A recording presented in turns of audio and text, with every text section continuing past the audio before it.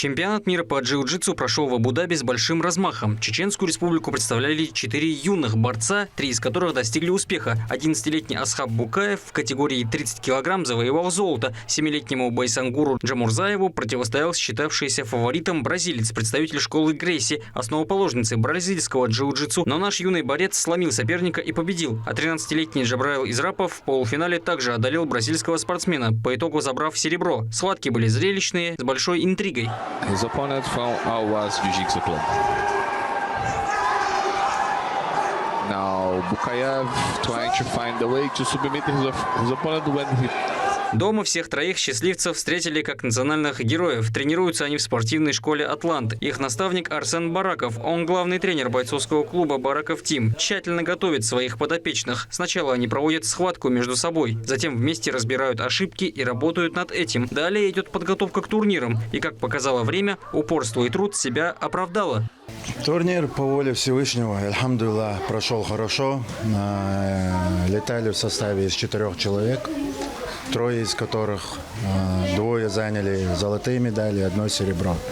Что касается 4-го, Бахаева Абу, шел к полуфиналу очень хорошо.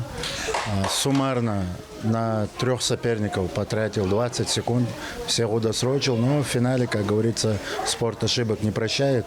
И он среди серых поясов был новичком. В любом случае, я считаю, что отборолся хорошо.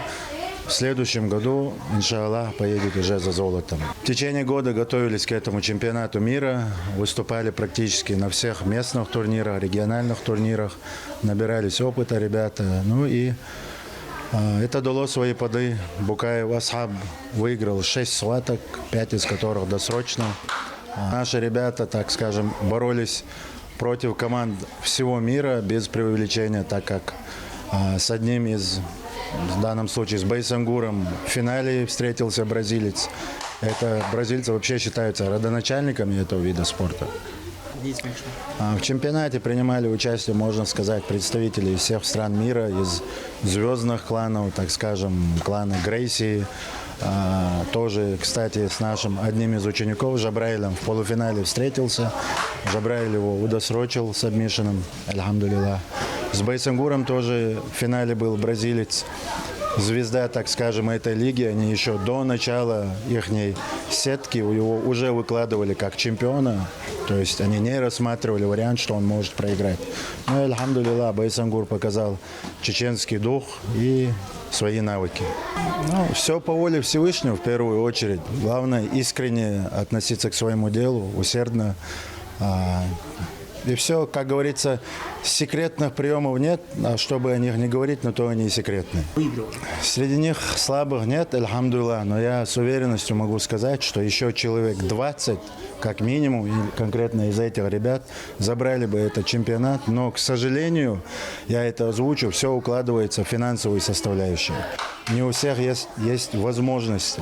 В зале тренируются не только дети, но и ребята постарше. Причем они также выступают достаточно хорошо, внося награды в копилку клуба. Сам Арсен до своей тренерской карьеры усердно занимался данной дисциплиной. А чтобы были средства, трудился в различных государственных организациях. Несмотря на то, что он только 3 года тренирует, уже успел добавить в актив Чеченской Республики чемпионские медали своих подопечных. Это, конечно же, придает ему и его ребятам уверенности для дальнейших выступлений. Это, так скажем, был самый большой турнир для наших. Это официальный чемпионат мира, где и с медийной стороны, и как бы с точки зрения локаций, самый глобальный, так скажем, турнир. Я всегда говорю, что за успехом ребенка, за любым успехом ребенка, и в частности в спорте, по воле Всевышнего всегда стоит 3 опоры.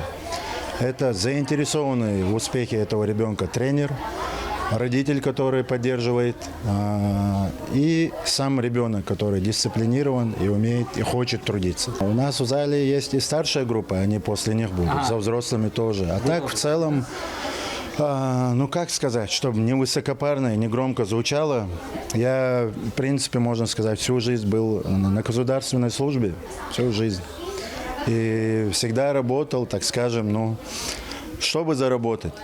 И уже в какой-то момент решил, что буду прилагать все усилия и делать все, что возможно, чтобы быть полезным обществу, чтобы воспитать полезное и для общества, и в первую очередь для себя поколение. Я и в управлении МЧС работал, я и контрактным управляющим работал, я и в реабилитационном центре для несовершеннолетних юристом работал. Я и сейчас сам тренируюсь, просто не выступаю в последнее время из-за травм, и когда уже тренерская деятельность, очень сложно бывает совмещать. А так, почему джиу-джитсу? Ну, во-первых, должно быть спортивное IQ. Очень много интересных техник разновидностей. И с точки зрения религии, и с точки зрения менталитета тоже подходит. Почему? Потому что закрытый аурат, не бьем по лицу. Это очень важные моменты. Мы поинтересовались у юных победителей, как они чувствуют себя после триумфального выступления на чемпионате мира. Сейчас, по их словам, идут сложные, но самые обычные тренировки. А на турнире в Абу-Даби самым главным было не подвести команду и честь республики. Как видно, с этим они справились мастерски. Сначала все собрались в зал, затем поехали в Махачкалу, аэропорт. Потом оттуда, где-то в час ночи улетели в Абу-Даби. Потом утром рано полетели, и потом уже вскоре сначала дрались матчи, потом уже дрался я. Я сначала первый день у меня было взвешивание, потом во второй день я боролся. У меня было в общем 4 схваток. 3 я выиграл. Вначале я выиграл схватку 15-0 выиграл, потом сделал луки, стрелы и выиграл схватку. Вторую я выиграл Тимура, и третью уже в конце сделал арбар. Турнир прошел хорошо. В финале у меня бразилец был, проходил все хорошо. Я сделал арбар, выиграл и стал чемпионом мира. Ну, чуть-чуть, да, волнительно было. Турнир сам был, представление было очень красиво. И зал был такой огромный. Тренер прекрасно объясняет, показывает. Тренировки усердные, жесткие. Хожу я сюда примерно 1 год и 7 месяцев. В этой группе спортсменов уж точно нет слабых. Завоевать золото может каждый. Сложность создают финансовые задачи, которые решить не так-то просто. Но нет сомнений, что благодаря успеху юных талантов клуб найдет поддержку для новых вершин. Каждый из этих ребят растет профессионалом, поскольку они ежедневно и усердно занимаются данной дисциплиной. Есть такая замечательная фраза: «Люби то, что делаешь, делай то, что любишь». Эти слова звучат для них сильнейшей мотивацией для достижения больших спортивных успехов.